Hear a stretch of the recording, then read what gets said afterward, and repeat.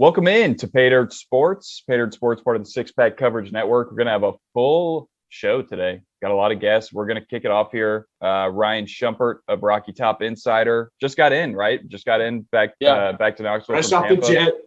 Fresh off the jet. Fresh off the jet. Champ. Ryan Schumpert. Put that respect on his name. My connecting flight was Charlotte to Knoxville, and it was the first time I'd ever had it flying where I got on the plane from outside, walking up the ramp, and that's what I felt like. I was on a sports team. I was returning home with the championship trophy or something. Yeah, that's what it felt like. What was the crowd like? Because I know they were talking. There was on Twitter all right, this is when the buses are going to come in. This is where they're going to be. All that stuff when they got back in town. Yeah, was there a big crowd or? I wasn't there for it, but just from seeing videos and pictures, it honestly looked a lot better than I expected, given the fact that they were dropping them off at a dorm and it's spring break for UT right now. And it looked like there were a good bit of students there and a lot of adults too. So it looked like they had a good crowd. It was certainly a lot to celebrate for Vol fans yesterday. Yeah, Shump, go ahead and just tell us about so when did you get to Tampa? I stayed in Sarasota, which is like an hour from Tampa. I have family there, so had a place to stay for free, and got there Thursday. Had a disastrous day of travel Thursday.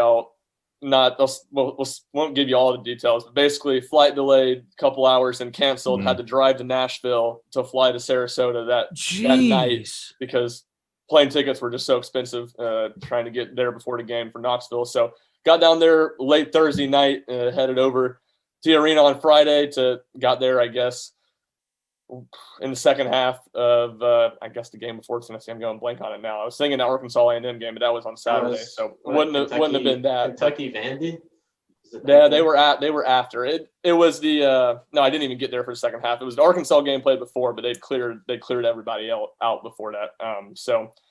Got down there and covered all three games, was making a decent little commute from Sarasota to Tampa, but awesome crowds, especially when Big Blue Nation was down there Saturday and Friday, and got to watch a lot of good ball besides Tennessee too. And man, I'll tell you what, the SEC was very happy that Kentucky got by Vanderbilt in that game, because I don't think there were combined more than 300 Texas A&M and Vanderbilt fans there. So if it was left only on, and Tennessee and Arkansas both had a good contingent of fans there, but not enough to come close to filling up the arena. They needed Kentucky, and obviously Florida and Auburn, I think, were probably the two other fan bases that had a lot of people there getting balanced. And it was super fun weekend.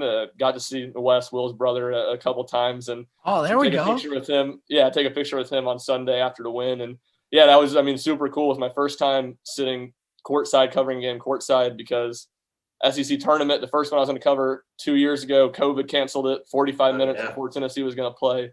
Then last year with COVID, they didn't have it. The Memphis game this year was, our seats were courtside, being at the hockey arena. That's typically how it works. That game gets canceled 45 minutes before due to COVID. So that was cool. And then obviously just being on the court for all the celebration post game, it was pretty surreal experience. That's awesome. You cut down some nets. I would have grabbed some scissors. I'm going to be honest. I would have been like, all right, I'm here. I'm on the court. Give me some, hey. I thought the funniest thing was Tennessee, Donnie Plowman, Tennessee's chancellor, was cut down a piece of the net. And it was just like the most hilarious visual ever of her climbing up the ladder to do it. She's had some funny moments recently. I know some of my fraternity brothers back in Knoxville had a game with Donna Plowman, and she was down in the student section taking pictures with everybody. And she's about as involved as could be in the athletics program. And I was a little bit down on Donna Plowman in the beginning, but man, I'm stock is rising for her. I'm a big fan of the chancellor. So I feel like I hear mixed reviews. I don't know. Yeah, I'm not smart enough of a person to really critique her on her job too much, but she does care about sports, which is obviously not always good. Yeah, but I know the sports teams are winning, so she's doing a good job in my book. She was at a ton of the baseball games last year, like in the regular season. Most of those weekend SEC series, she was there for one or two games. And it was cool. She obviously and she's had a ton of the men's games and a ton of Lady Vols games too. So she definitely invests into sports. And like you said, Seth, that's the only part of it that I can really analyze is how committed she is to that, and she definitely is. Yeah. So from that standpoint, I'm all in with Plowman. Definitely. I'm all in. So Shump, before I kick it over to Trucial, so what will your coverage look like as far as, I mean, the whole NCAA tournament? Like, what will you be doing for that? Yeah, so I'll be following the team. So I'll be in Indy this weekend. Myself and Rick Butler, who also works at Rocky Top Insider, and basically like a game coverage for me is typically live tweeting the game, and then I do a 3 quick takeaways article that I write during the game and try to have that out as quickly as possible after the game, and then press conferences after that, and then typically write something specific, not like a gamer that's detailing exactly what happened, but some sort of storyline from the game, and then if anything else pops up, like Kennedy Chandler obviously got injured Friday night and came back in and played. So I wrote about what Barnes said about that after the game. So occasionally a few more things, but typically two articles or so and some press conferences. Yeah, so getting some real insider info. Ball's going to travel pretty big to Indy, I would bet. I think so too. The one thing that worries me, Kentucky's obviously not in their actual bracket, but right. also Kentucky's also in Indy. So that kind of sucks. Yeah, it's going to make travel, getting hotels, all that stuff a lot harder to Kentucky's there. But on the reverse side of it, Murray State, Kentucky, potentially on Saturday night should be a lot of fun to watch in person. Awesome. So I'm excited to watch that one. Yeah, it's going to be a big one. It's really fun when the fan base enters into March like really excited. Yeah. Like, you might lose Thursday night, but you're excited. Like, you get a whole week of being like, I don't know, we might win it all. Why not us? Like, why not us? 6 games. Like, we've won 6 games. Like, Arkansas and Tennessee both won 6 games in a row at points in the season. Like, I've seen us win 6 in a row. Like, why not these 6? Yeah. Why not these 6? Why can't it happen? And I watched Arkansas beat Auburn, Kentucky, and Tennessee in a row, and I was like, why not? Like, why can't we win 3 games in a row against other good teams, like really good teams? Yeah, those are three teams that are top 3 seeds. So that's the hardest part of the tournament. You're probably gonna have to play like 3 teams like that. So obviously it was on the showing you can do it. Like, we can. It's a lot easier to do something again. Like, you know what I mean? Like, So I think Tennessee's in the same position. Like, no, we've beaten a lot of good teams. Like, this is not all right. We just got to win the ones ahead of you, and they get tougher and they get a lot tighter. But if you've been on the winning side more, you're more likely to take it home. Yeah, you say that, Seth, because they definitely have beaten a lot of really good teams, and I think that is kind of a good segue. Trucial, I know you've got some good questions about that. So obviously we know Tennessee is playing Longwood. We got them, but the kind of interesting thing here, we're going to end up playing the winner of Colorado State and Michigan. But before I get into that, I wanted to talk about the elephant in the room. Everybody's been complaining. It's been on ESPN. Everybody's been after Lenardi. Tennessee being a 3 seed. Shump, what are your thoughts on that here? Yeah, I think they definitely deserve a 2 seed. The glaring one that sticks out is Duke. Their resumes aren't even comparable to each other. And while I think Tennessee probably has a slightly better resume than Kentucky and Auburn, at least they're comparable. You're picking bones at that point, just small stuff. But with all that said, you look at the bracket. If I'm Tennessee, I'd rather be the 3 seed where they are than Duke's spot, because I think honestly worst matchups in the first round. I think Duke plays Colgate in that first game, if I'm not mistaken, who's like a 15 seed, but they're like 25 spots higher on Ken Palm than Longwood is. And I think Texas Tech, as we saw Tennessee lose to them early in the year, which granted they lost to Villanova too. I think Texas Tech is a bad matchup for Tennessee because they have that length that can switch 1 through 5 and really give Tennessee's Kennedy Chandler and Sky Ziegler struggles. So it is, kind of is what it is. I think Tennessee deserved a 2 seed. I think it just further proves that the committee doesn't take much into account from the conference tournament weekend, which is kind of a glaring problem. They blatantly said that. I've heard it multiple times that the games on Saturday and Sunday really do not matter much, that the regular season is I get it somewhat. You got to look at the whole resume, but you'd think you'd put a little bit more emphasis on some of those games that mean the most. And it's just kind of frustrating. For It sure. is, and I mean, Texas A&M, I think it's pretty remarkable that they got left out. So to beat the 3 teams that they beat on 3 consecutive days and not get in the NCAA tournament is a pretty They whooped, egregious. they whooped both Arkansas and Auburn. Yeah. Like they beat us heavy. We obviously didn't play very good, but they brought it to us. Yeah. Like, I mean, at least get them in a play-in. Like, I know they had lost 8 straight, right? Hadn't they lost 8 at straight? one point, but they won what? They turned it around. Yeah. Yeah, they'd won 4 straight going into the SEC tournament. So it was 7 straight going into the Sunday's championship game. 7 straight. You got to win 6 straight to win it. That's what I'm like. Yeah, exactly. So that was my thing too. It wasn't like that 8-game losing streak went right into the SEC tournament or anything. They had already very true. turned it around, and I think they were in the first 4 out going into the week, and or maybe it was like the top team in the next 4 out. But it's kind of like that was my takeaway. It's like, what even is the point of having these first 4 out teams that you're going to show all as a huge deal when one of them goes in and does basically all they can do? Right? I mean, they could have finished things off and beaten Tennessee, but winning 4 straight when Tennessee only had to play 3 straight days is an incredibly hard challenge. All right, the only team that's done that. What is Michigan's last 9 games?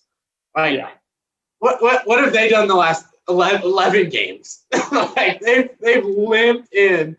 Like dropped out of the Big Ten tournament super early. Well, A&M is obviously playing fantastic basketball. Like, really it just goes to. It seems to me like there's. I don't know if it's a Big Ten bias or not, but it seems like Big Ten teams get the benefit of the doubt a lot more in the committee's eyes, which I guess they play stronger strength of schedule because there's a lot of depth in that league. I don't. It's just they all just pass around these high net ranking games, and it's just like, well, they're just handing out like, okay, if you rank us higher, then we're just passing around. And the SEC has gotten better. Like, I mean, we're respected more now than we ever have been in a long time. I feel like as a whole. Yeah, I agree with that. Still feels like the Big Ten does get just a little lean. Maybe it's still on kind of the outside. And I would take maybe the depth of the Big Ten's better, but I would take the top 4 in the SEC. Easy. I think they're almost all better than the top 2 in the Big Ten. I mean, agreed. Purdue, 100%. but I think all 4 of those teams are better than Wisconsin, and I think at worst, all 4 of those teams are a toss-up against Purdue. Yeah, no, as someone who watches a little bit of Big Ten basketball, even throughout this season, like the Big Ten is basically, they're steady. They have 8 or 9 bids, and it goes back and forth a lot. Like, it's still tough playing in the Big Ten for sure. But yeah, I mean, I could see Wisconsin. Like, there's a couple teams in there that have a chance of making a run, but I would honestly take the top 4 teams in the SEC over probably the top 2 in the Big Ten. But Shump, something I noticed you kind of were tweeting out or responding to yesterday with all of the Lenardi stuff is people do kind of forget Lenardi doesn't really. What he's doing is basically just predicting what the committee's going to do. Yeah. Which is, like I get that, but the problem I kept having with Lenardi is, and I get it because he works for ESPN, he has to do this, but when he would defend kind of the he even said I knew this was coming. Well, when he would his sources, he's protecting his sources. Committee. When he would defend Tennessee not being a 2 seed, he would say these games don't matter, and then he even tweeted out how Villanova beat Tennessee like 3 months ago. And I'm like, okay, well, Tennessee just beat Kentucky twice in the last couple of weeks. And you have that didn't matter, but and then he even said on the video, he said they're certainly not going to put Tennessee ahead of Duke, although you could argue the resume is better. And I said, yeah, because the resume is better. Like, don't even have to argue. The actual resume is actually better. Yeah, he's contradicting himself. And again, he's not the one making the decisions, but I was like, hey man, let's go to bat a little bit and say why this is wrong instead of just defending the committee for making bad decisions. Yeah, and I guess that's where my beef is with it too. Is him trying to justify it, he was just rambling on, saying nothing multiple times. And credit to Reese Davis for holding his feet to the fire. And I think he's one of the best in the business. Yeah. Reese is, and it just made no sense. And especially that was the one that got me last night when he all week had said the head-to-head doesn't matter. And then he points out the Villanova head-to-head, a game that was literally 30 games ago for Tennessee, the 3rd game of the season. And when Zakai Ziegler, and Kennedy Chandler are playing their third game of the year, they're 2 of Tennessee's best 4 players, and whatever. But yeah, It didn't. His justification made no sense. I don't think. I think all the early bracketology has kind of marred things. Like I want to really not know where teams lie until they just drop at the committee. The committee drops one rankings. Do away with everything else. And that was the other one too, because the committee drops those top 16 seeds like a month before Selection Sunday. Yeah. And Tennessee was number 11 then. They lost one game since. They went to number 10. And Wisconsin, who had lost like 4 games in that time, jumped Tennessee by the committee standards. So it's weird. It's weird. It doesn't add up. So I need to be on. Like I think we need to be in that committee. So we need a plug in that committee. At least you don't even have to let the people vote. We just need to we need to be in the committee. Hate like I gotta and it turns into a Pro Bowl. No, it's not. No fan interaction. I just need to see it. I need to hear it. I want you guys to be as upfront as possible. I just want to be in the room. Like I don't have a vote or anything, but I want to hear what the committee says. That's what Rick Barnes said that much today. He was like, the committee should have to hold a press conference on Monday and answer questions. I want to see all their faces at least. Like the committee hides behind this dark curtain. We're the committee. Oh, who appointed you? Like who appointed you guys the committee? Oh, the mystical committee. Dude, face the music. Okay, you want to rank us a 3 seed? Well, come show your face. Like Tennessee's gonna outrun all. Like who cares? We're gonna prove you wrong. That's the thing about the tournament. Vol Twitter's gonna end your life. Whatever seed you get, you're in the tournament. Like let's go. And that was the hilarious Lenardi thing. Is he was big time overcompensating for it. He has Tennessee in their Final Four now. You can tell he's just trying to get Tennessee people off. Trying to save himself. And he's been probably come after like no one. I bet Vol Twitter is just just flaming Lenardi. Yeah, no, I'm sure they are. These SEC fan bases getting good at basketball. He's not used to these football He's not fan ready. base intensity. He has no idea. But I hate to interject here, guys, but there's actually some recent news. Shump, I don't know if you heard about this as you're pretty involved with the team, but so Michael Schwartz, our defensive assistant, was hired as East Carolina's head basketball coach. And he has been one of the biggest reasons why our defense, Ken Palm has us at number 3, one of the most sought after guys. It came out about an hour ago, and it's going to be approved here on Wednesday, it said. So, Shump, what are your kind of thoughts? Do you think that could, in the back of the players' minds, in the back of the coaches' minds, knowing such a key piece is leaving? Obviously, he's going to be there for the tournament, but do you think that could have an effect on Tennessee's play? I don't think so. You always wonder if anything, stuff like that could be a distraction. I doubt it is.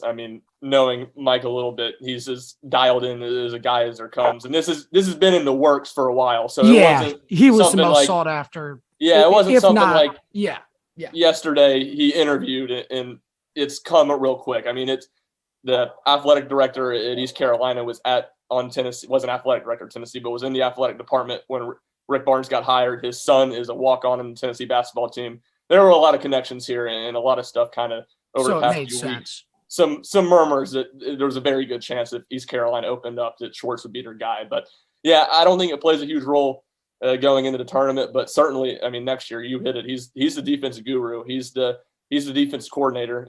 Yeah, that's exactly. I was actually reading an article, and they literally said he is the defensive coordinator for Tennessee, essentially. So that's going to be a big loss. But we just had another recent big loss, losing Kim English, and obviously he's doing a great job. But Tennessee was able to get right back in the mix and kind of get things rolling again. So. I think that's good news, really, in general, showing Rick Barnes having all of his assistants getting head coaching jobs. So I think that really makes Tennessee a hot spot for some of these guys looking to maybe make the jump from a smaller group of 5 conference and then bump up to the Power 5 and get in with Tennessee. So it'll be exciting to see where how that plays out. Definitely, and it's the 5th coach, I believe. I counted right. 5th. Yep, you're right. Left or under Barnes' tutelage, has gotten the head coaching job. But 3 in the last 2 years. So once he leaves and Tennessee finds a replacement for him. None of Tennessee's assistants will have been on the staff more than 2 years. So there's certainly a lot of turnover there. And I think Schwartz is just a fantastic basketball coach on the X's and O's side and certainly the defense. And it'll be interesting to see if Tennessee can keep it up, because what they've done defense, I wrote about it before the year, like 5 questions facing this Tennessee team. And it was, how big of a step back would a defense take? Yves Pons, Jaden Springer, Keon Johnson, all elite defenders. And I was like, yeah, they have to take a step back. It's just how much they've gotten better this year. And it's unreal. A testament to the young guys that have come in and bought in on defense, but a testament to Schwartz's genius as well. Yeah. And I thought it was even just kind of highway robbery. How wasn't Zakai Ziegler the only all defensive SEC player chosen when you have Josiah Jordan James and Kennedy Chandler? I know Kennedy Chandler got freshman all freshman defense. Yeah. So, I mean, but I think you can make an argument for all 3 of those guys being a first team all defenders with how good this defense is. It's tough when you can't put 3 guys on one team that kind of beat each other out. But I mean, it's amazing what this team has done defensively. And there's an argument to be said we're the best defensive team in the country. I know Ken Palm has us at 3, but certainly you can make the argument we're at number 1. Yeah, and it's funny because in my opinion, I think Ziegler's the 3rd best defender on Tennessee's team. Yes, exactly. Yeah, and him and Chandler are similar, but Josiah Jordan James is definitely the best defender on Tennessee's team. So it was kind of highway robbery for him that he got left out. And I was glad he was able to make the all-tournament team this year or this week, because I think he was a freak on defense. A freak on defense. He literally was blocking. I mean, he's coming in at power forward. Olivier Kamwa getting hurt this season, honestly, I think changed the whole dynamic and rotation to the point where JJJ is getting more minutes, Urosh is getting more minutes. And the way JJJ has been shooting the ball and the way he's been defending, playing the power forward position, I mean, he's getting blocks left and right, steals left and right. The dude is playing top of his game right now. So I totally agree with you there, Shump. Yeah, I think there's an argument that he made he's the most valuable player on Tennessee's team because his ability to play to 3 and play on the perimeter and also go 4 and run the small ball lineups. And like you're right, once Olivier got hurt, it kind of forced Tennessee to play the small ball lineup more, and I think that's their most effective lineup. It definitely is offensively. Certainly. And it sucks because Cam was a good player. And I mean, he's definitely could use him on the team, but I think this really helped us figure out the right rotation and get things rolling. So something interesting to look at there. But I wanted to also talk about, I know obviously the kind of notion of Rick Barnes in the tournament. He made the Final Four once. I believe that was the TJ Ford Texas team. Wasn't able to make a run with Kevin Durant, LaMarcus Aldridge, some of those guys. Obviously, KD, that one's the toughest one to me. Like, you got Kevin Durant in college, bro. Like, you couldn't make a run with KD. But KD wasn't quite KD at that. I mean, he's still a lot. He was amazing. He was amazing. Yeah, but you're still number 2 overall pick in the draft. So you see, like look at, he was KD. But I mean, besides all that, this team seems a little bit different. Like we talked about, we broke the 41 or how many years was it? 42-year curse. 43. Yeah, good Lord. It's already 2022. 43-year curse. 1979 was the last time we won the SEC championship. We're breaking curses already. Do you think this is the year we make it over the hump, or is Barnes going to Barnes? Well, no, I think it's – and one thing, when you look at Barnes' teams at Tennessee, they've been – last year's team is a little bit of an exception. That team was just skidding down the stretch and not playing well going into the tournament. But his other teams at Tennessee have been very big man dominant. Grant Williams, by far the best player on those teams. Admiral at the 3-4 spot, too. So – and in March, we know guard play reigns supreme, and this is a Tennessee team that's built on guard play. 2 good point guards, Santiago Vescovi, an all-SEC first-team player. Yeah, amazing shooting. And it has the team that's built more to win in March, and I think you look I've always said that I think Barnes' biggest weakness is being what he does as an in-game coach, which makes sense. All that stuff's magnified in March. I think he's been a lot better this year, and I think he's handled rotations better. I think he's handled the big men who were very inconsistent. I think he's handled them with a very, very good touch. He's been more willing to play guys with 2 fouls in the first half, even when it really backfired in that game at Arkansas. Kennedy Chandler picked up a third foul. Not that he does it every game, but he's more lenient on doing it. He's more lenient to take a timeout when a team's on a run, which he is in the past very much. We're going to play through it. I think he's adapted in a lot of ways this year. And to me, it's been clearly the best coaching job of his Tennessee career. And a lot of it has been due to what he's done in game, which I think has to give you more confidence when you go into the NCAA tournament, as well as the guard play. But who knows? Anything can happen. And certainly the resume over the last decade has not been great in the tournament. Yeah, but I mean, dude's an all-time coach. Obviously has done well. Was he at Providence before Clemson, or am I making that up? Yeah, he was at Providence. Yeah, so Providence, Clemson, Texas, Tennessee. The dude has won wherever he went. So I think, maybe his tournament resume isn't there. But like you said, Shump, the game has changed a lot. Guard play, shooting three ball. Obviously, Steph Curry coming into the league has really changed basketball a lot. So it's a three ball dominant game, guard dominant game, like you're talking about, where years ago it was all about who's the biggest guy, strongest guy you could get. So I think that's spot on, Shump, about our guard play being big and adapting. So I'm excited. I'm definitely more hopeful. I think the good guard play makes you a better in-game coach. If you trust your guard, and that's why March comes down to these late, clock, very tight clock situations where your guard play is. That's why it's so important. Is like they're the ones working. So being guard reliant instead of guard kind of dependent. So your guards, you trust your guards, you're going to be a much better in-game coach. It makes it they control it easier. No, you're right. Coach can only do so much. No, that's a great point. And here's a take I have that I've told a couple people, but I haven't written or said it on recording anywhere. So I'll let y'all see what y'all think. Right. Thoughts on this are. I think the Tennessee and Auburn this year are basically absolute flip-flops of each other from the 2019 season. Because Tennessee that year, very big man dependent, great front court, as Auburn does this year, peaked in early January, number one in the country for about a month. Auburn that year was very shaky until February. I think they lost one game in February and then ran it through the table and won the SEC tournament. Great guard play with Jared Harper and Bryce Brown. Kind of the same way with Tennessee. I think the big difference is Tennessee doesn't have a Chuma Okeke. I mean, Josiah is probably the most comparable guy there, and Josiah is not going to be a top 20 draft pick like Chuma was. But I think it's kind of crazy to it's those two schools, but I think they're almost kind of polar flips of each other. I like that. No, Auburn's guard play this year is going to get them beat. Well, what is that? Wendell Green Jr.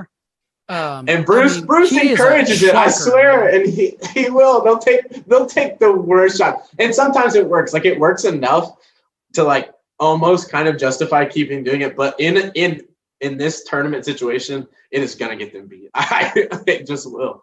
You can't have that kind of irresponsible guard play, turnovers, terrible shots, all that kind of stuff. They do it all. 100%, and it's kind of the opposite of what we're saying with Barnes. Bruce is very on the offensive end. He's hands off, and he's going to let his guys play, and that works. To Steph's point earlier, when you have really good guards, that works really well. But when you don't have really good guards, it doesn't, and they don't have a true point guard. None of those guys seem to have a good feel for the game. I mean, the Auburn game at Tennessee, they're on a huge scoring drought, and Jabari Smith's going off in the game, and Wendell Green's 1 of 5 from 3, shooting 30-foot threes. 22 seconds on the shot clock. I mean, it's just you have no feel for the game. And I would have them. Arkansas and Auburn were tied with 30 seconds left. Auburn has the last shot of the game. We're tied. We're already going to overtime. Auburn has the very last shot of the game, and he pulls up from 32. He pulls up from the midcourt logo with 8 seconds left. It was dude, that's no one. You were not being pressured into. That's the shot you chose. We'll give you that one. You can have. Oh my goodness! That's so unaware of how to win a basketball game. That's going to lose your tournament games. I'm not sure Katie Johnson has dribbled with his head up all season. He's got one mode, and it's head down hard as you can to the basket. Which how do you come back from 0 of 14? That's not good. 0 of 14 is tough. I get that's a few misses. That's not a good day of film. There were some good memes from that one too. Oh yeah. Well, Shump, I had one final question for you before we switch over. We actually have another guest coming in here soon, good friend of ours. But so right now, the Tennessee Volunteers, we're getting into a little gambling. And I don't know, NCAA regulations, you being involved with Tennessee, if you can be speaking on all this stuff. I can. I'm just messing with you. Yeah. But we're sitting at about, you can pretty much get Tennessee between plus 2,000 to plus 2,500, depending on kind of what site you're looking at. What do you think about the value on that? That's a good question because I've never been a big futures guy. Well, where does that rank in the country among best? So we have Gonzaga at number 1 plus 325. I won't go through all the odds, but so it's Gonzaga number 1, Arizona, Kentucky, Kansas, Baylor, Auburn, Duke, Villanova, Purdue, UCLA, and Tennessee. Ooh, so give me that. I like Tennessee over a lot of those teams, and they're only gonna have to play one or two of them. Yeah, so that is 1, 2, 3, 4, 5, 6, 7, 8, 9, 10. And UCLA is actually tied on Caesars with Tennessee at plus 2,000. So at about the 10 spot. What'd you say the Hogs are? Let's see where Arkansas, they are 10. So 11, 12, 13, 14, 15, 5 spots behind at plus 5,000. Ooh, I like that action. That value. I like that action too. That's because we got to play. Theoretically, we would have to play Gonzaga so early. Our odds are probably like. Yeah, it definitely has a lot to do with where you ended up in the seeding. Hey, let's go. So, I'm saying a dual bet. I'm gonna bet on. I'll throw a little money on them. I'll sprinkle a little bit on both of them. You know, Vols unity, baby. The unity. Yeah, no, I like that, and to me, there's just no. I mean, last year Gonzaga and Baylor were clearly the two best teams all season, and to me, there's just not a clear top team for a while. I thought, Kentucky, I really liked them to make a run, but they have not been playing very good the last month, really since Ty Washington and Severe Willer came back from injury. They just haven't gotten back into rhythm. And the two teams I like are Gonzaga, but I don't think they're as good as they were last year. Obviously, they've had that struggle getting over the hump. And Arizona, I think, is the best team in the country. But at the same time, Kirk Kriisa, it sounds like he's going to play. I don't know if y'all saw that picture he tweeted out of his ankle yesterday, but it was absolutely nasty. I mean, it was Yikes. Purple still. And obviously that's your starting point guard. We're just talking about how important guard play is. So to me, that's a huge red flag for Arizona, who to me is the most complete team in the country when they have everybody healthy. No, I like that a lot. And Arizona's sitting at plus 600. They're number 2 behind Gonzaga. I just don't, I think you're right on about that, about being Arizona number 1. Gonzaga, obviously their strength of schedule is way below a lot of these teams. Arizona has a very good strength of schedule. I don't think they have any quad 4 losses, a lot of quad 1 wins. I just don't know value wise at plus 600 if it makes quite sense. But I like your take there, Shump, that I think Arizona probably is the best team in the country. But as we know in March, it's not always the best team in the country that wins the tournament. No, absolutely not. And that's the beauty of it, man. It's the best team in March. It's the best team in the tournament. Oh, yeah. Man, I'm excited. We all got a shot. We all got a chance, man. We all got a shot at it. All right, Shump. One shining moment. It's going to be the Hogs this year. We'll see. I'm going to be in the one shining moment video. That's what. Woo! National champ. Oh my gosh! All right, Shump. Thanks for coming on. Any final thoughts or anything we should be looking out for coming from you or Rocky Top Insider? Yeah, I mean, no. My final thought is I'm disgusted by how bad the Midwest region is. I'm honestly not sure I've ever seen a region that bad, and it's very frustrating because I was, like I was saying, I was going to have Auburn losing early in the tournament, but I don't know. That region's not very good. So we'll see. And then over at RPI, we'll have tons of stuff getting you ready for the tournament all week. I should have a Longwood preview up tomorrow and tons of stuff to get you ready for that. And then for the baseball junkies out there, SEC play open up this weekend. We'll Who's Tennessee got? South Carolina. Two, man, Ooh, upset of the year this past weekend, or the early season, winning 2 out of 3 over Texas. Nice. They sweep that doubleheader. That's nice. Yeah, they did. Hey, they're good. I mean, South Carolina, SEC every weekend's tough in Yeah. SEC, man. No off weekends. We got No off we play weekends. Nothing Kentucky. easy. I don't know how Kentucky's been. They've been good recently, so we'll see. Well, sweet. Yeah, have fun in Indy. Yeah, appreciate it, guys. Thanks for having Shump, me on. always a pleasure, man. We really appreciate the insight that you're able to give us into the program. You do an amazing job on Twitter, and LinkedIn NOLA.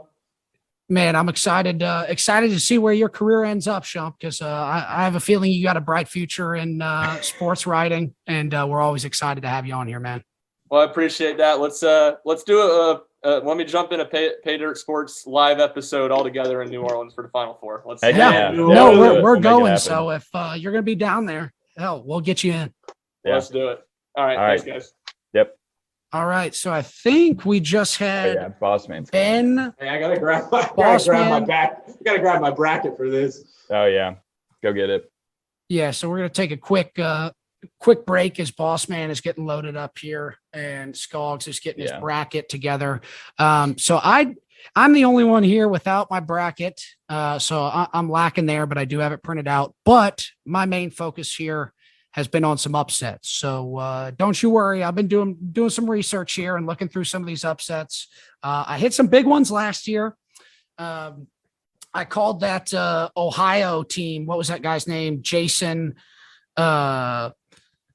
God, I can't remember his name, but big upset. I called last year and I was telling everybody about it. So maybe I can pull off another one. We'll see. All right, welcome back into Pay Dirt Sports. Just got off the phone with Ryan Schumpert joining us from Rocky Top Insider, giving us a little insight on the Vols, March Madness and whatnot. But now we have March Madness specialist with a few aces up his sleeve, a good friend of the show, Ben Bautista is joining us. Benny, how's it going, buddy?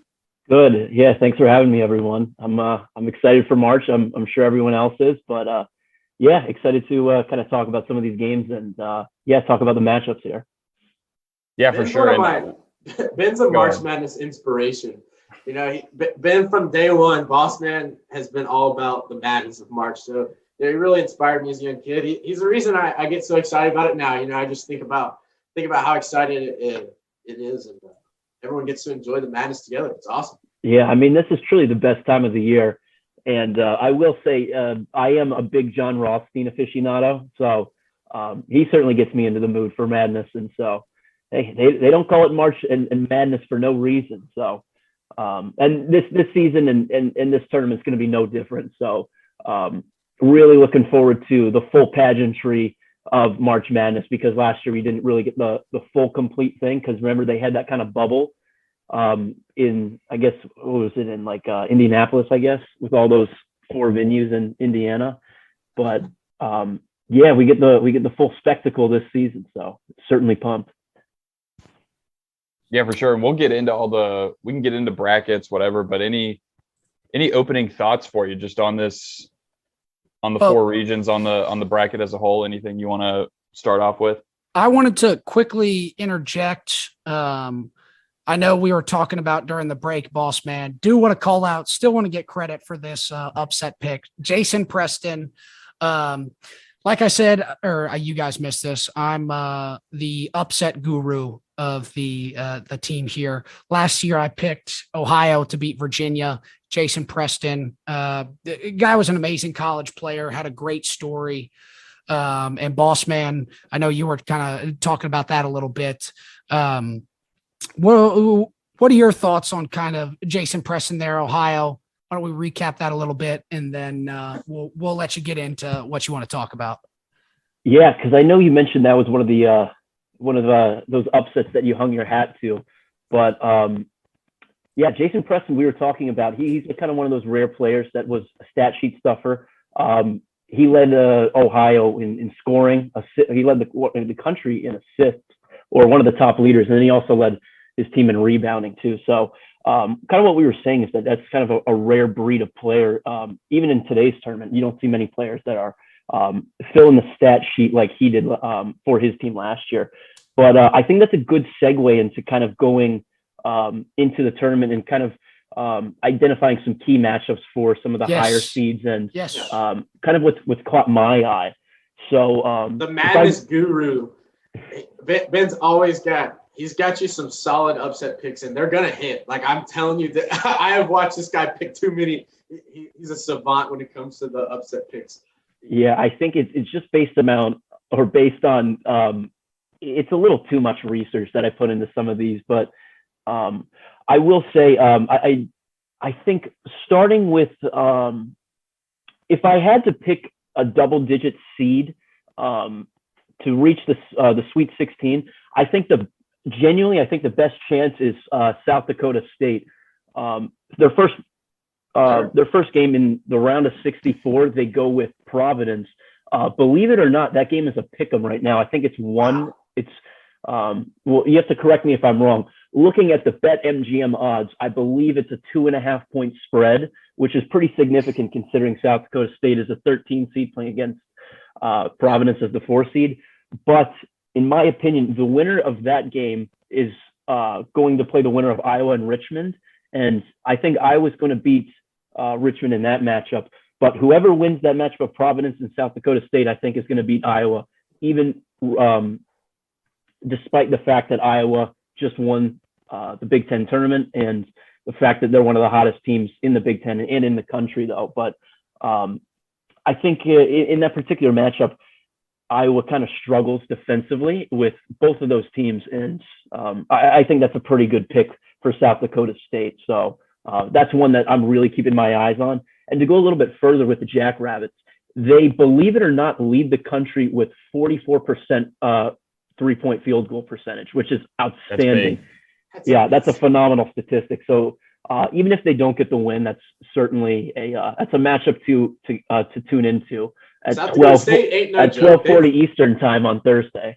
Oh, that's an early bird. That's an early upset special, early on a Thursday. Jackrabbits ain't no stranger to the tournament, though. They had a good run several years ago. They at least I remember watching them. What was that guy's name? That was Mooney Mike Daum. Mike Daum, the Dominator from Dominator. That was so man. I think we watched that one. I think we watched Daum's grandest performance. Oh, that was awesome. I will say to kind of go off. I got them. Hey, they're in my Sweet 16. I picked them to win the first game as well. Now I'm convinced. I think I got them there versus Kansas. If they've already beaten Iowa, I think they might give Kansas a run. Why not make them to the Elite Eight? Yeah, that's true. Because I'm not really convinced on Kansas. And I'm not either, dude. I'm not convinced on anyone. All Bill Self does is lose in the tournament. Want to talk about someone who loses in the tournament? Yes. Bill Self. He won one title in 2008, but what has Kansas done since then? Being a top 3 seed every year. Yeah, I will say they kind of ripped through the Big 12 pretty much every year, and this year was no different. But I will say, just kind of a question I want to throw at you guys: what number 1 seed do you think is going to have the early exit in this year's tournament? Kansas. Do you think Kansas? Yeah. Gonzaga. Yeah, I got the Zags losing to the Hogs. I got the Hogs over the Zags. We are a good matchup for the Gonzaga. We will be tough on them. I think I might have Kansas losing to Creighton in round 2. That'd be sick. I would like that. I'm kind of that. Oh, wait. Sorry, I have quite the upset pick, and it's just a field pick. It's not a lot of logic behind it, but I've got UNC taking down Baylor in the second round. I think that's a pretty good pick too, because I just like the way they're playing. Yeah, I mean UNC, they we saw that Duke game and they kind of they trounced Duke, and they got a lot of players that can fill it up, and they got the size on the inside too. But I think they match up pretty well with Baylor. But the only issue is that Baylor's got the quick guards that North Carolina struggles with. But that's a really good pick. I've got my eye on that one too. That one's certainly circled in my book as well. So I think that's a good pick as well. Benny, you think the Horned Frogs, can they make any noise? Could they give Arizona any trouble? That question's been thrown at me a little bit, but one of my good buddies and my old roommate at TCU, his name's Chris. He's a huge Seton Hall fan, and we were going back and forth.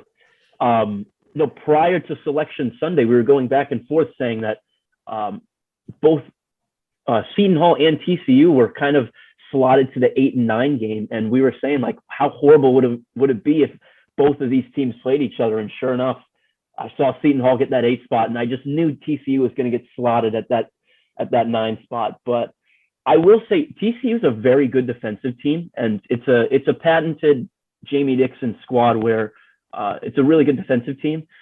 But what does separate this TCU squad from many others in recent memory is the fact that they do have an all-conference point guard who is a scoring guard first. And one of my calling cards that I like to pick for some of these games is, I mean, you need shot makers. I think that's a given. You need good guards. You need shot makers to go deep into the tournament. And I'm not saying TCU is going to go deep, but their point guard, Mike Miles, is he's one of the best scorers in the Big 12. And I don't know if they're going to beat Seton Hall. I'm going to pick TCU just because why not? They're near to my heart. But Seton Hall's a tough matchup. They're athletic, they're long, and honestly, I think they're better than TCU. But I think it's a pick'em game. I think it's 1.5 spread. So that honestly gave me life to pick TCU, and it's not just me being crazy or biased in that sense. I picked them, but I mean it was a shout out. But I did pick them. I love the Horned Frogs. Yeah, I will say. When was their last tournament win? TCU. The last time I remember they went into the tournament, their best team in recent memory was our sophomore year. So they had, if you can remember, Jalen Fisher. Oh yeah, if that name rings a bell. Oh, it does. And they had two NBA players on that team. They had this guy named Kenrich Williams, who I believe is on the Thunder, and then they also had Desmond Bain, who was on that team as well. My boy on the Grizz. Yeah, Desmond, he was really good at TCU, but I am surprised to see how well he's doing at averaging 18 in the a NBA. game and 43% from 3. Dude's a freak. Yeah, I mean, I saw a funny stat or a funny tweet that said maybe 2K was right considering it. The shorter arms equate to a higher 3-point percentage for the creation of a my player, and then that's no different for Desmond Bain, which I thought was kind of funny. But yeah, I think that was probably the best TCU team in recent memory. But they didn't even win they got a 6 seed that season, and they had the 11 play-in game. They caught a Syracuse team that went to the Sweet 16. So I'm just glad Syracuse isn't in the tournament anymore because they give trouble to teams that haven't been accustomed to that 2-3 zone. Now you give Syracuse a double-digit seed, it's like guaranteed they're making a run. They're winning a couple games. I swear, anytime I saw like that 11 or 10 or maybe slip down to an 8 on a Syracuse, I'm always putting them in like Sweet 16, Elite 8. But yeah, this year, no Boeheim and the boys. Especially, did y'all see Buddy Boeheim punch that dude in the stomach? No, I missed that. Oh, it was during the game. It was it was during the game. So what happened was they were in transition, and I can't recall which team they played, but one of the players, he kind of was like bodying up, going down the court. Yeah, it was just getting physical, like nothing dirty. Yeah, they scored the basket. Yeah, it was nothing dirty, but they scored the basket, and they turned around the other way, and Buddy he threw just like a nice like hook into the guy's stomach, and he then he crumbled to the ground.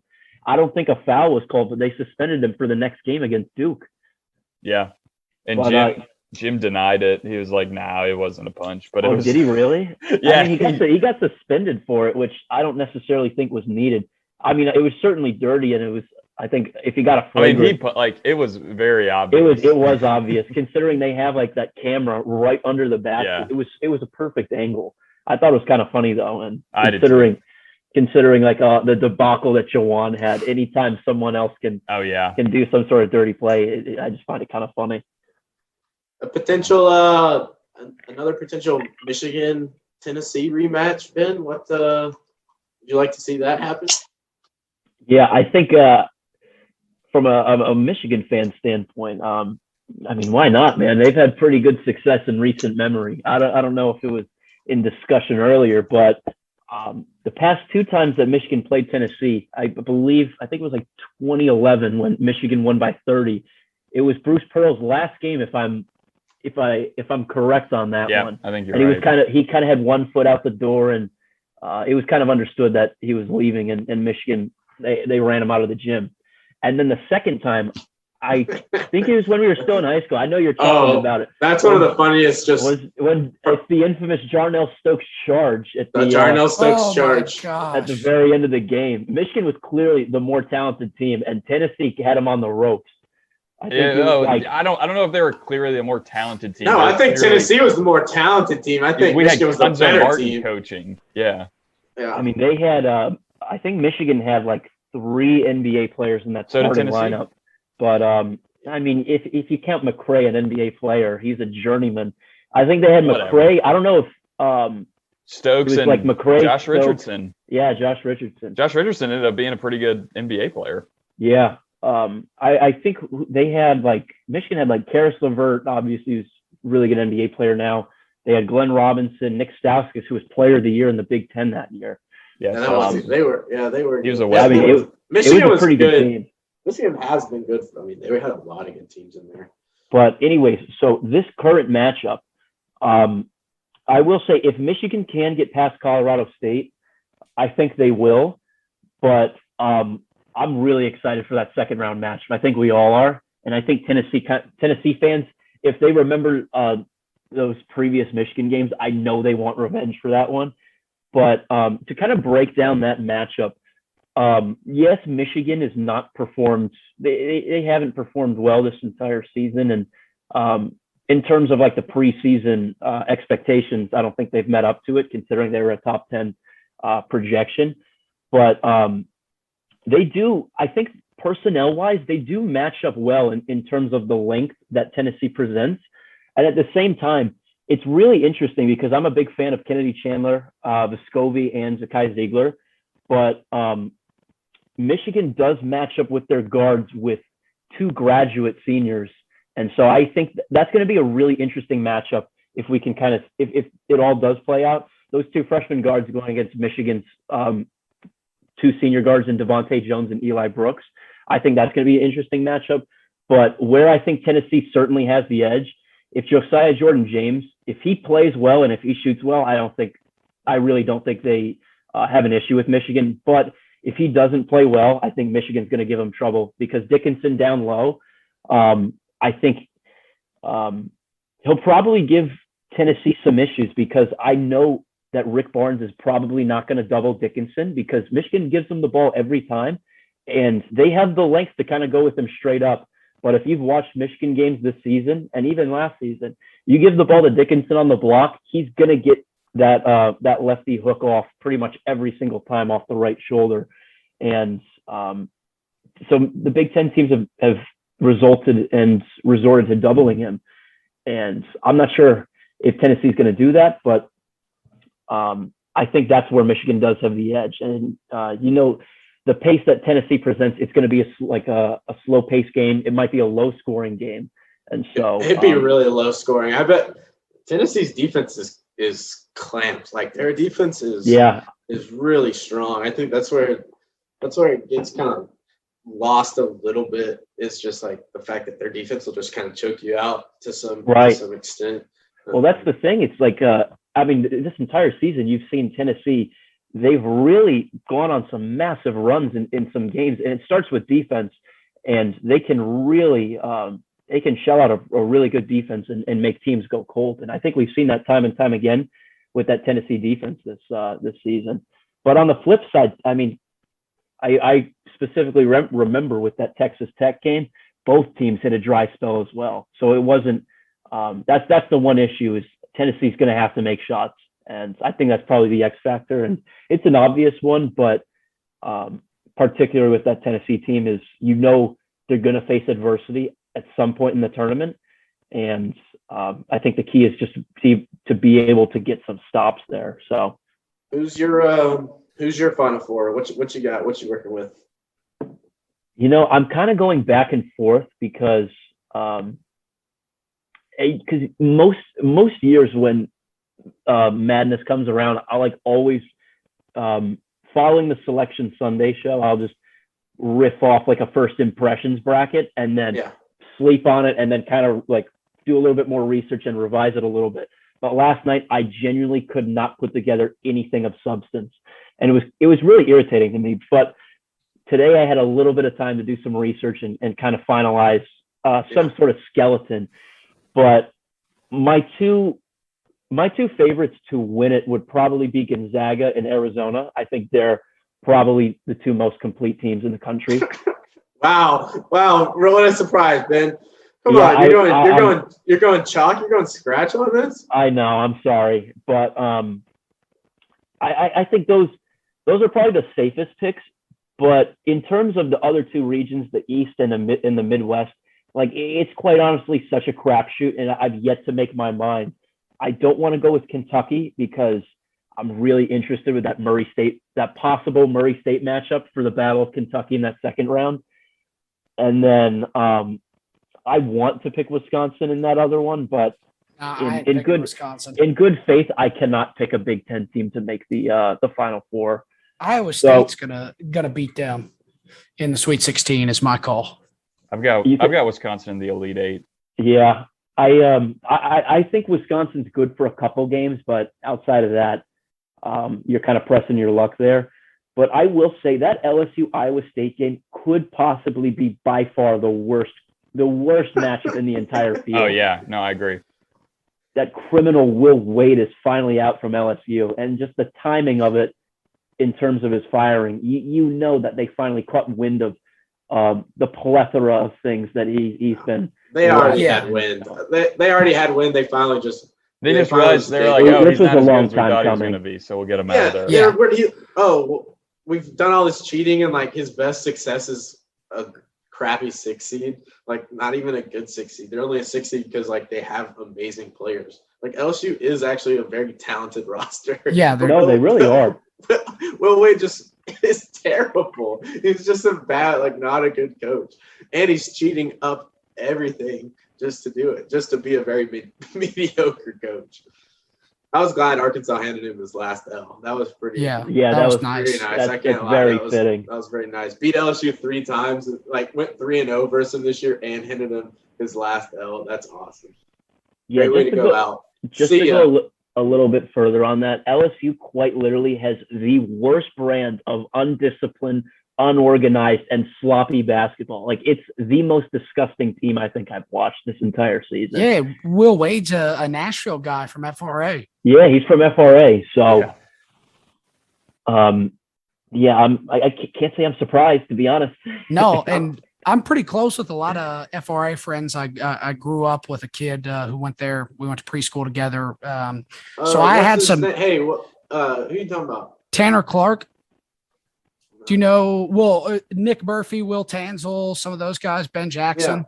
Yeah, I like them FRA boys. Yeah, so I know a lot of those FRA boys. I grew up with them, and they were the Wade family is actually pretty ingrained into FRA. There's some teachers.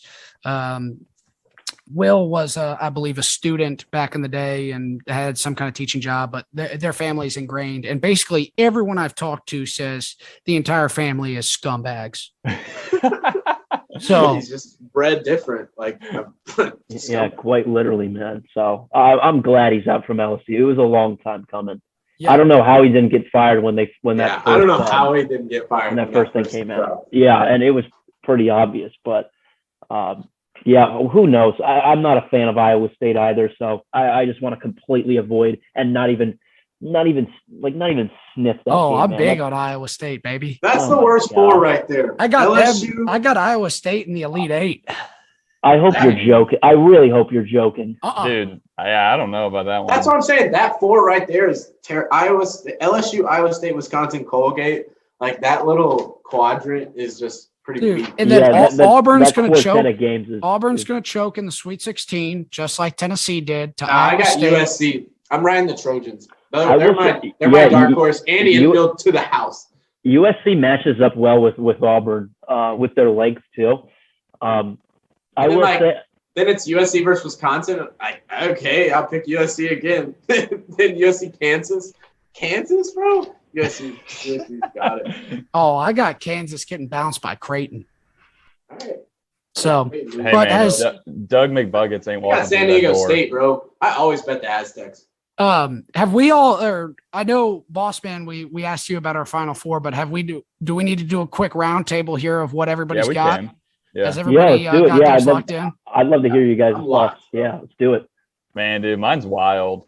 Like Mine's pretty wild too. I wrote out my bracket. Are we gonna do region by region or I'm just gonna just give four them at a to you. time? All right. Yeah, just give the Final Four, and then But so I like wrote out my bracket and I felt pretty good as I was writing it. But you ever fill one out and then you look and you're just like, man, Like- how did I get here? yeah, I get here. no. I did that today. That's tweeted out today. Yeah. I did that Yeah, today, so- but I stuck here's- with it. It's still number one. So here's what I got. I actually got I'm all over the place, but I got Kansas, Tennessee, Purdue, Arkansas. And then I got Okay. Hogs and Balls in the Natty. And Okay. Purdue You got and Tennessee Kansas- winning. Yeah, I got Tennessee winning. But I got Purdue. I really don't like them that much, but there's enough there that I really like. What's their guard, number 23?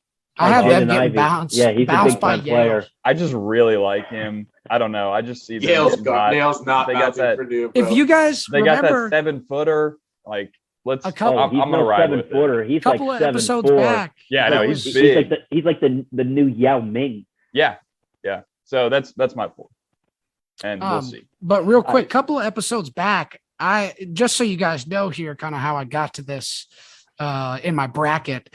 I was down on Purdue a couple of weeks ago. I've been down on them. I've been up on Texas, even though they've lost some close games and it's kind of not quite played out yet. But I'm thinking Yale upsets Purdue, and then Texas makes it all the way to the Elite Eight.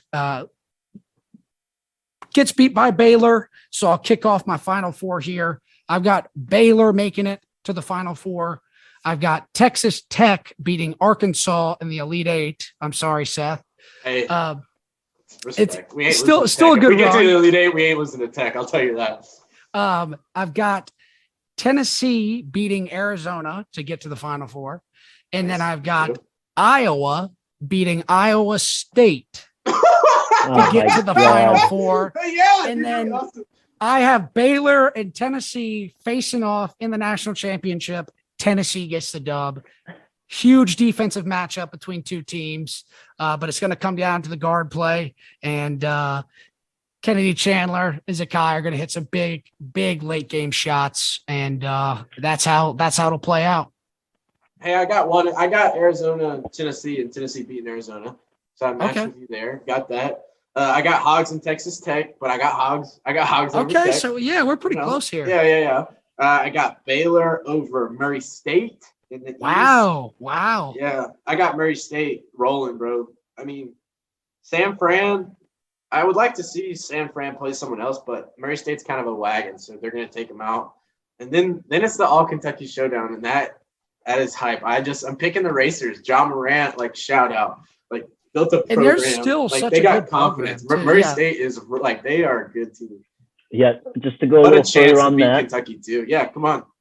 Yeah, so the two players to look out for on Murray State, KJ Williams, 6'10" forward, extremely good score. I think he averages about 18 and 8. And then they go with another all OVC player in Tevin Brown, who's pretty good outside shooter. Who was that one big dude that they had? He was like John Morant's best friend on the team a couple of years ago that could like shoot the three real well. He was like a big, stocky guy on Murray State. I'm trying to think of his name. Do you know who I'm talking about? I can't recall off the top of my head, but I don't think it was KJ because it was because this guy's kind of, he's tall, but he's no beefcake. Because I know there was one particular guy that he was a pretty beefy guy on that team. I can't remember his name though. I think I would recognize it though. But what's interesting is that that particular matchup is going to be in Indianapolis. So that's if those two teams win, if both of those teams win, you know both of those Kentucky schools are just going to flood all the way to Indy, and then that would be a phenomenal second round matchup. So I'm crossing my fingers that matchup's going to take place.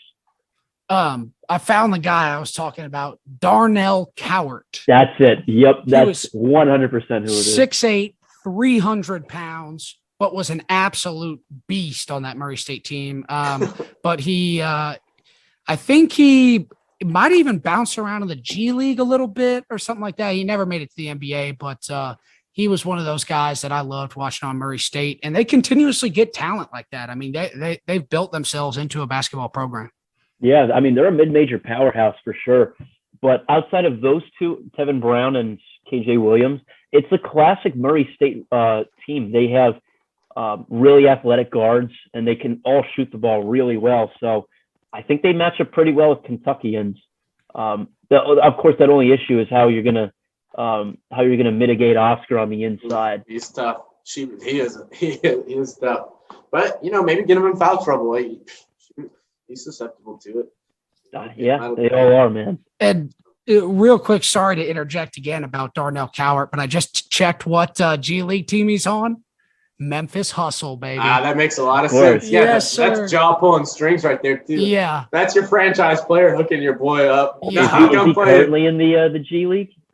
So I believe. Oh, he most recently played for the Memphis Hustle. So I think he got cut, but definitely. Hey, he averaged 8 and 6. Not bad. Putting it up, good. Man. That's an honest day's work. Yeah, as a professional, that's pretty good, man. That's a pro. That is a pro stat line. Sounds like my YMCA stat line. 8-6. Give me 8-6. We'll have a good day. I mean, it's no Tyler Coggin 57 point outing. So he is that was some actually still on the team. We are all He's witnesses. Still on the team. Oh, yep. So he is still on the team. Sorry about that, Darnell Cowart. Shout out to you, Memphis Hustle. But shout out. I'll leave it at that. Memphis Hustle. Don't they play there in Mississippi? Don't they play down just south of town? You're actually in Mississippi. Are they in West Memphis? No, I think they're in what's it right? Oh yeah, South Haven, Mississippi. Yep. Yeah. That's funny. Memphis Hustle. Funny. But, I'm excited for Memphis and sorry. Boss, what's a quick NBA kind of in the season playoff primer? Just quick little. What's your thought? Like what are my thoughts on the NBA end of season? All right, just kind of who's your team? Who do you think's going to win the championship? We're late enough in the season. I think we know what team I'm picking here. we go with 9-1. It's Memphis. That's one of the greatest memes of all time. Oh, Memphis. Most beautiful land in the world. So I got Memphis, but I mean Golden State. If Draymond Green gets fully healthy and Steph kind of gets back into the swing of things, Chris Paul, if he gets healthy with the Suns, they're going to be dangerous. I think the Suns are going to win. I'm picking them. Brooklyn is that trade seemed to have worked out pretty well for them. And Kevin Durant is playing out of his mind right now. Had a 57 the other night in a win. So I think even though Brooklyn is a little bit down in the standings right now, they're one of those teams that are getting hot at the right time because the East is weird right now with like Philly and Miami and Chicago and Cleveland and all these teams that I feel like don't have the true star talent to make the deep runs. So there's a lot of questions left, but that's my I've got the Grizzlies beating the Nets in the finals. Oh, that would be crazy. That'll be my NBA prediction. Okay, I like that. Well, I guess, do we have anything else for March Madness that we want to cover while we got Boss Man on here? Lock of the weekend, just like a true lock of the weekend. What's your one game lock? You can't do like a one. Yeah, I'm saying it's got to be like an 8-9 or a big upset. Yeah, it's got to be. It can't be like an obvious one. I'm picking Davidson. That's my lock over Michigan State. The mortal lock, man. I will say that Davidson, I don't know if you guys know the backstory behind this, but Big Ten folks know this. So this guy, Foster Lawyer, he used to play for Michigan State. He was he's about six feet tall, this small point guard from Michigan. He was Michigan Player of the Year in high school his senior year, went to Michigan State for like 3 seasons, transferred to Davidson this year, and is now making his triumphant return back against Michigan State, and there's a big storyline to that. It's a big deal because he suffered some really unfortunate, embarrassing plays at Michigan State, so it's kind of a big deal. But game. I like that lock. Well, it's not a lock. He's just giving us a backstory. Okay, it was my lock. That's the backstory. It's my lock. That's Scogg's. That's his lock. I'm locked. Yeah. Okay, sorry, misheard there. All right, boss man. Well, give us your lock now. The mortal lock. I think. God, I'm like scrolling through here, but God, I don't want to give the mortal lock of Murray State over San Francisco. I picked San Fran. Dude, you can't go against Murray State. Oh my goodness. Actually, I just gave you the lowdown. Actually, I gave you the lowdown. Actually, that would be a good one. The lowdown between Tevin Brown and KJ Williams. Yeah, that's true. All right, I'll double down here. I think Murray State over San Francisco. That's a best bet. Mortal lock will be the winner of Providence, South Dakota State is going to beat Iowa. Okay, I like that. That is my I like that. I like you got two option lock. And if I want to double down even further, baby. South Dakota State is going to beat Providence and Iowa in back-to-back games. Watch it, baby. That's on my bracket. I hadn't even talked to you. I'm glad it's on my bracket. It's a lock now. Let's go, baby. I got the Jackrabbits. The Jackrabbits winning the first game. Let's go. Love it. So, boss man, you got your lock. Will, you got a lock? Let's see. I mean, I'll go with South Dakota State as well. I'll just piggyback off that. I picked them as well to win. All right. So I'll go with that. Well, I've got a lock here that hits a little bit close home to Nashville. The red hot UT Chattanooga Mocs. Let's go, Chat, baby. They are going to upset Illinois. Illinois is overrated. The Mocs are about as hot as can be. They hit, Jean Baptiste hit probably. I'll never forget that shot. One of my favorite shots I've ever watched. I'll never forget that shot. It was awesome. We were watching that live and we actually while we were recording, yeah, and we shut it off because there was some timeouts, and we got right back on and ended up all seeing the shot, the shot heard around the world live. So I'm riding with the Mocs. They punched their ticket. They're dancing. I don't have them making it too far. I think Houston will take care of business after that. But see, I got UAB beating Houston, so I got a Chat UAB game. What a crazy, funny game! Like Chattanooga versus Birmingham. Let's go! It's a battle for the interior Mid-South. Dude, I don't know how Chat's gonna. Hey, boss, do you know is Kofi still playing? For nothing's wrong with him, right? Or is he playing? Yeah, Kofi's good to go, man. Dude. Chattanooga's gonna have a squad, man. Chattanooga's going to have a tough time guarding Kofi. That's going to be the handful. I will say UAB. That's a good pick, man. I got the what are they? The Blazers. Yeah. They got a pretty good point guard on their squad. Jordan Walker. He put up he had 40 in their game against Middle Tennessee or MTSU. MTSU's won the conference. They had a great season. Yeah, MTSU is a good basketball program. They had. They have like a Sweet 16 run a couple years back, or at least some big upset. Buddy, they beat State. Yeah, they beat Michigan State in that 15-2.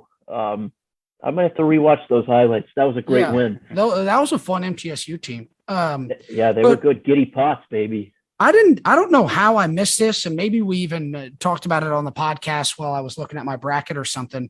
But I didn't see Tennessee was ranked by the AP number 5 in the country now. Wow.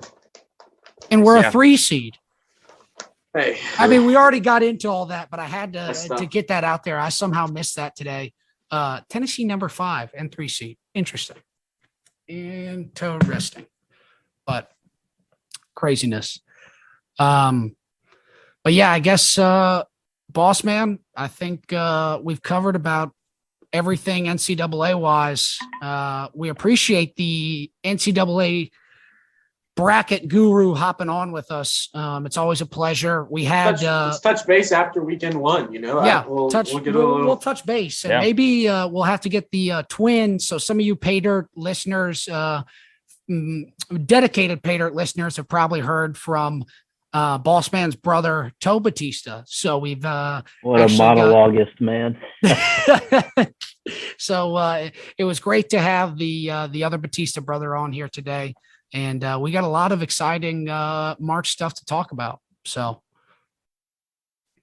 yeah, boss, thanks again for coming on. We appreciate everything. Any final thoughts or anything you want to get off before we let you go? Yeah, can't thank you guys enough for having me. It was my podcast debut, so hopefully I did all right, and you guys want to have me back at some point. But yeah, really excited for this weekend, and this is the best time of the year. And yeah, man, I'm so excited. It's going to be one of those years where, I mean, everything's just going to go to the gutter, man. Like that first weekend, we know how this is going to play out, man. Brackets are going to be busted. It's gonna be a lot of fun, man. Looking forward to it, and I'll be cheering for Tennessee outside of that Michigan game. But yeah, all really looking forward to see how Tennessee does, and yeah, it's gonna be a lot of fun, guys. Thanks again. Yeah, thanks, boss. Thanks, boss. We'll catch you later. Gotta love boss. Sorry, man. I just left. Yeah. Gotta love boss, man. We got to get some football talk in here. A couple of things real quick. Brady, obviously unretiring, will be playing another year. Very interesting to see how that plays out. Davante Adams announced he will not play on a franchise tag. So that is going to be really interesting for Green Bay to work out that money when they're having to pay Aaron Rodgers.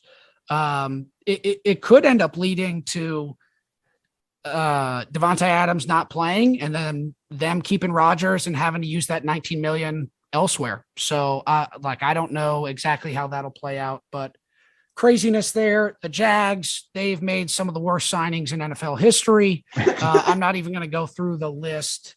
But yeah, that's kind of the update there. Amari Cooper got traded to the Browns, obviously big one. Jarvis Landry.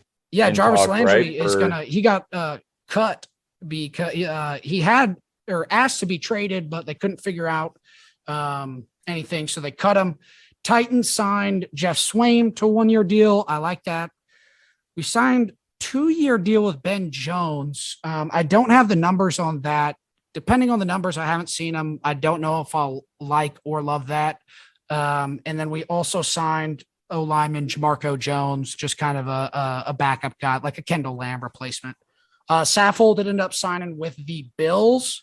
So that'll be interesting to see how he plays out there. It kind of seemed like he was going to retire, but we needed to get $10 million off the books. So sucks. I didn't even know that Saffold's gone.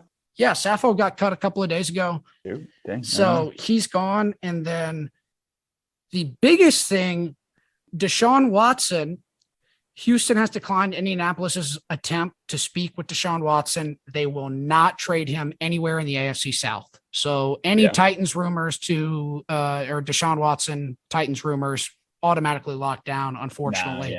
No. They're not trading him in the AFC South. I'd imagine they'd try and even get him in the NFC. But Jags, hey, who all the Jags got today for real? I'm just reading one now. It's Zay Jones. Yeah, Zay Jones. 30 mil. Evan Jones. Ingram for 10 mil.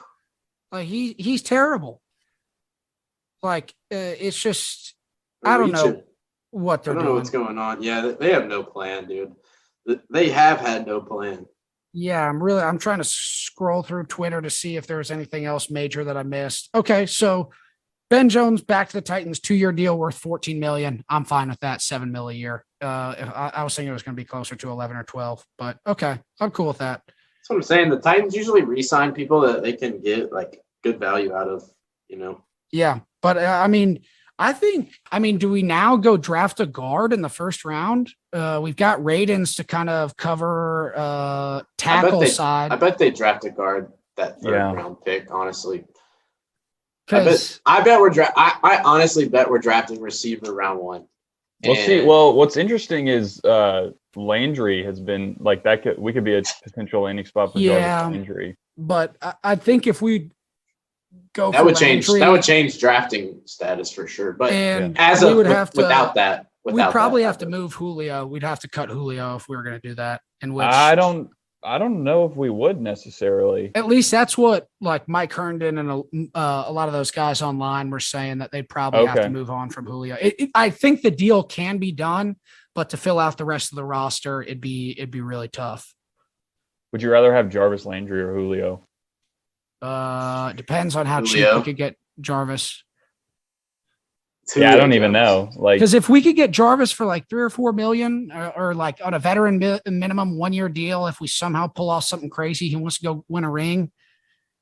I say cut Julio, save the $9 million, and use Jarvis Landry. We draft a receiver in the first round, maybe instead now of a guard, and then maybe kind of go for a Nate Davis type in the third round. Guard. So, I mean, there's so many freaking different options, and we're talking March right now, but yeah, that was the quick NFL 10-minute rundown. Yeah. See, I don't even know what I would want to do. I think I would want Julio still. Like, I do like it's Julio. just, well, Julio doesn't play enough games, honestly. Like, yeah. And I don't mind that about him. Like, we knew that's what we get with him. Like, he's gonna sit out games for his hamstring. Like, that's where his body's at, like physically right now. But like last year, he was healthy for the playoffs, which is really what you wanted him for.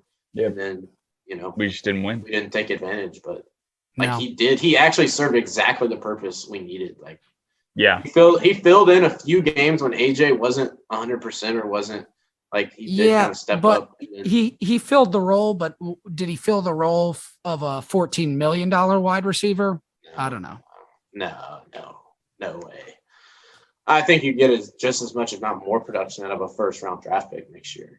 Easy. Yeah, I mean Mechie or Williams. The wide receiver draft is so deep. It's so deep. So even at 26, you're getting an A1. Like, you are getting a really good receiver. Dude, they have Chris Olave going as the last pick in the first round. That's what I'm saying. Like, you get someone like, if you can get a guy like that at 26, you do that. You snap that. You jump on someone. Like, because there's gonna be someone that falls. Like, there's going to be a guy that, like, I could see a guy like Treylon Burks, like in Arkansas. His times at the combine weren't perfect and stuff. So maybe he falls behind some of those other guys because it's so deep. You can easily kind of justify guys over. And he drops to 26. Like, if you could take a guy like that at 26, like, do it. Like, put a stud receiver beside AJ and let's go. Let's really have a good offense. But I just think you get more value. You get the higher opportunity to draft a truly elite wide receiver talent at 26, and you're going to be filling a very similar level guard in the third round as you are like it at late in the first round, in my opinion. Just because I feel like the depth is a little more just even across the board. Like, you're not picking a franchise left tackle at number 2. You know what I mean? Like, yeah, I almost get that. If you're saying, no, I'm picking the obvious best left tackle in the game, like, he's going to solidify my line. You're just picking a pretty good guard there at 26, or an offensive lineman. Yeah. I think the value of getting a truly elite wide receiver in that spot is just higher.